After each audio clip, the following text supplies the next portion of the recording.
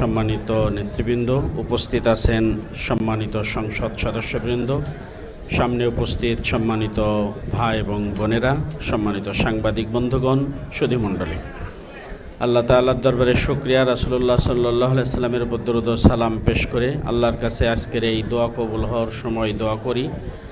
আল্লাহ তাআলা আমাদের চুয়াডাঙ্গায় যে ভাই আজকে শাহাদত বরণ করেছেন, আল্লাহ তাকে শহীদ হিসেবে কবুল করুন এবং তার পরিবারকে আল্লাহ তাআলা উত্তম যাজা দান করুন।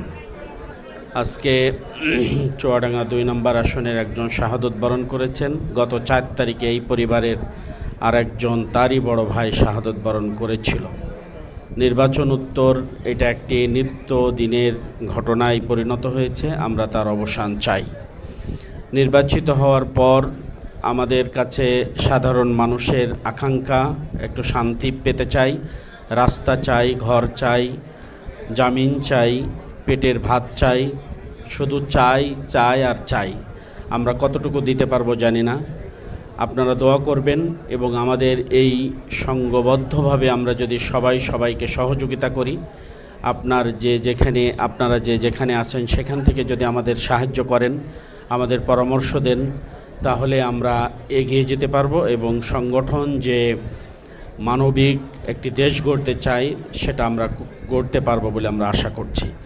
আমরা আপনাদেরকে এতটুকু বলতে পারি, বাংলাদেশের অন্য দলের এমপিদের তুলনায় আমাদের সাথে তাদের কার্যক্রম মিলবে না। আমরা দুর্নীতি করব না, দুর্নীতি করতে দেব না, এই প্রত্যয়ে এগিয়ে যেতে চাই। আপনারা আমাদের সহযোগিতা করবেন।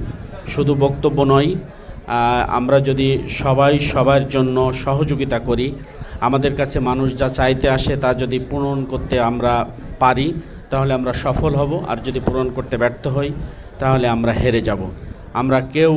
আপনারা কেউ আমাদের হেরে যাওয়ার এই দৃশ্য দেখতে চান না।